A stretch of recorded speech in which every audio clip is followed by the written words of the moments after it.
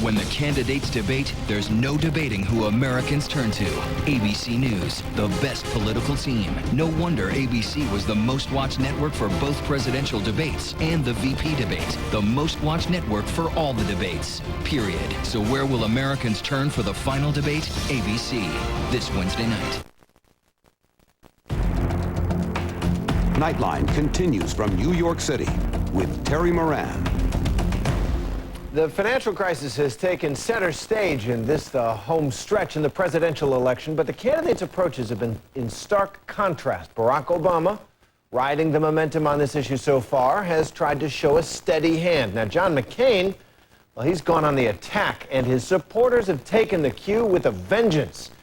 But today, that dynamic between McCain and his angry crowds took a dramatic turn, as David Wright reports in tonight's Trail Mix. Out on the campaign trail, we meet at a moment of great uncertainty for America. There's no changing the subject now. We're in the greatest financial crisis in our lifetime. One issue is front and center, but two very different approaches. Barack Obama is trying to project calm in the storm. So now is not the time for fear. Now is not the time for panic. Now is not the time to turn Americans against each other. Now is the time for resolve and steady leadership. John McCain is all about urgency. The question is, who's ready to lead? Who's ready to lead in a time of trouble and danger for our country? They each have their policy proposals. Today, McCain touted his plan to spend $300 billion, nearly half the bailout money, refinancing troubled home mortgages at more affordable rates. As long as home values continue to decline, then we're not going to turn this economy around. Today, Obama proposed small business assistance grants along the lines of the loans the government often gives out in the wake of hurricanes and other natural disasters. Main Street needs relief, and you need it now. Each of them tinkering around the edges of the plan taking shape in Washington.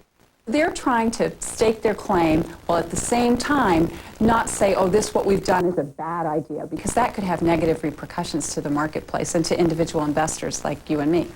But they each have their gut-level pitches as well. More than any one policy proposal, what McCain's offering here to fix the economy is an argument about character, that he alone has the independence and integrity to get it done. And there's the corollary to that, that his opponent can't be trusted.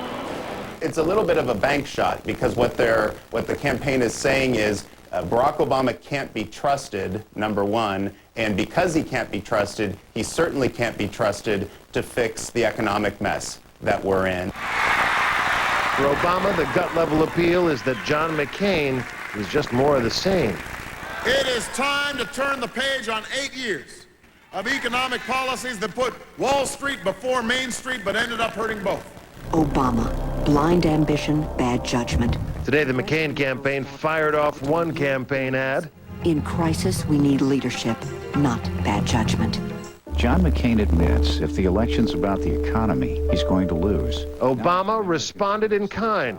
With no plan to fix our economy, smears are all McCain has left. I can't trust Obama. McCain's fear and loathing strategy seems to be working among some voters. In order to win this election... Tonight at a town hall meeting here in Minnesota, at least half a dozen supporters urged him to attack even harder. There is a time for fighting. We would like you to remain a true American hero. We want you to fight. We want to know is when you're going to stick a hound dog such as Rudy Giuliani as your attorney general on him and shed some political blood in this place. Frankly, we're scared. We're scared of an Obama presidency, and I'll tell you why. I'm concerned about someone that cohorts with domestic terrorists such as heirs. But McCain backed down. I want to be president of the United States, and obviously I do not want Senator Obama to be. But I have to tell you, he is a decent person and a person that you do not have to be scared as President of the United States. Now, realizing perhaps that Americans already have enough to be afraid of. I'm David Wright for Nightline in Minneapolis. A fascinating moment there. Enough was enough for John McCain, at least for today. Well, when we come back, breaking news in Troopergate and Sarah Palin's, quote, abuse of power.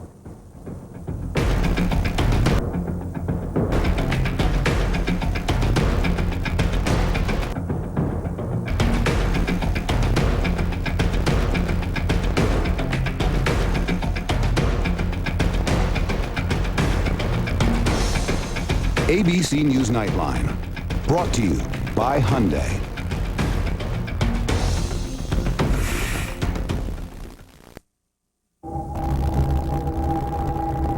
The new 375 horsepower Hyundai Genesis has a more effective braking performance than the BMW 550i. So you can avoid the obstacles you expect.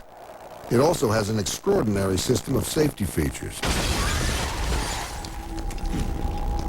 So you can deal with the ones you don't.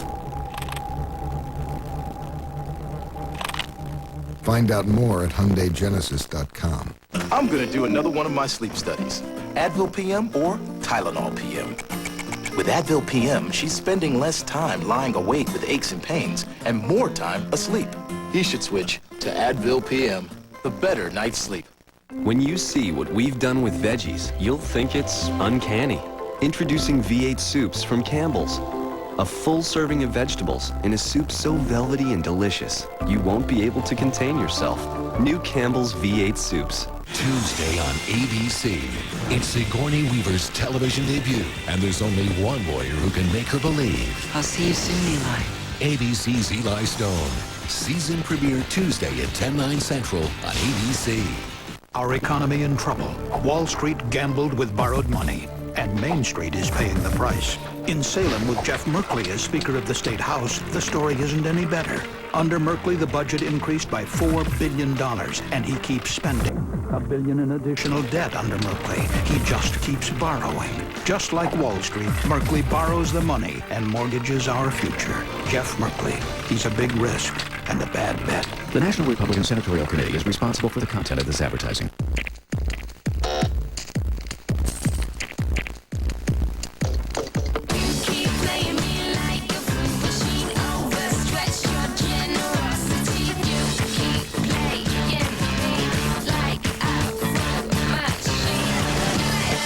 Delicious blends of real fruit, a splash of low-fat milk, and naturally uplifting boosts you can feel. Introducing Jamba Smoothies and Juicies, now available at your local grocer. Jamba, live fruitfully. As a teacher, I have serious concerns about Measure 60. Not all children learn in the same way, and Measure 60's one-size-fits-all approach just won't work. Measure 60 was written by Bill Sizemore, who has no experience in education. It's vague and poorly written and could have all kinds of unintended consequences. It fails to define how teachers' and kids' performance would be measured, and it doesn't say who is judging teachers or how. Please join parents and teachers and vote no on Measure 60.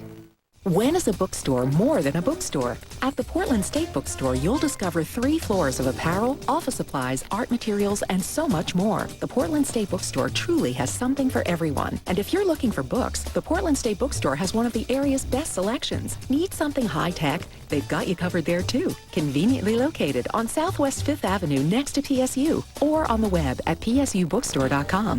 Think, learn, create, be. The Portland State Bookstore, the bookstore with more. A few years ago, bad weather wiped out our crops. We nearly lost the family farm.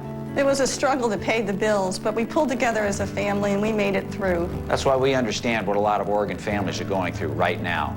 Rising gas prices, healthcare costs, food prices. They can't wait for solutions anymore. If you really want someone who understands what Oregon families are going through, send Kurt to Congress. I'll fight every day to put your families first. I'm Kurt Schrader, and I approve this message. K2 News, first at 4, weekday afternoon.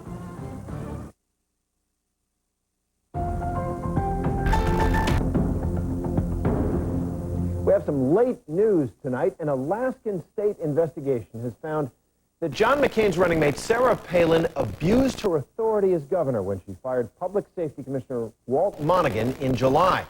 The legislative probe, which came to be known as Troopergate, found that at least part of the reason Palin removed Monaghan from his post was driven by a personal grudge. He refused to fire a state police officer who was involved in a messy divorce with Palin's sister. The McCain-Palin campaign has released a statement late tonight. It claims the report showed that Palin acted within her powers as governor of Alaska, that it was not a violation of the state's ethics statute. The campaign also criticized the inquiry as, quote, partisan. Though the Legislative Council that released the report was made up of 10 Republicans and 4 Democrats. And for more on the economy as it burbles along, tune into Good Morning America Weekend, which will devote its entire broadcast tomorrow morning to this financial crisis. But that's our report for tonight. I'm Terry Moran. For Cynthia McFadden and Martin Bashir and all of us at ABC News, good night, America, and have a great weekend.